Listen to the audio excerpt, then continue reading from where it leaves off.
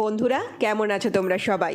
বাংলা গল্প line by লাইনে তোমাদের সবাইকে আরেকবার অনেকটা বড় করে সুস্বাগতম। আর তার সঙ্গে রবিবারের সকালের সুপ্রভাত।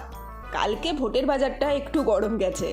যারা ইন্ডিয়া থেকে আছো আর যারা বাংলাদেশ থেকে আছো তারা তো নিশ্চয়ই খবরও দেখছো।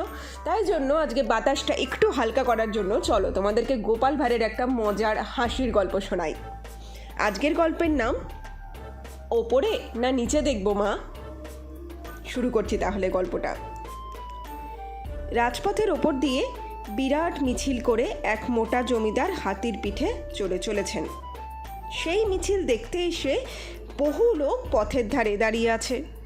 গোপালের বয়স তখন মাত্র 10-12 বছর। সেও তার মায়ের সঙ্গে রাজপথের পাশে দাঁড়িয়ে আছে মিছিল দেখতে দেখতে মিছিল কাছাকাছি এসে যেতেই গোপালের মা গোপালকে হাতি দেখিয়ে বললে, দেখ দেখ গোপাল, কি মোটা হাতি দেখ। গোপাল বললে, কাকে দেখবো বা? ওপরে না নিচে দেখবো? ওপরেও একটা হাতি বসে আছে রে। গোপালের কথায় আশেপাশের সকলে হেসে উঠল।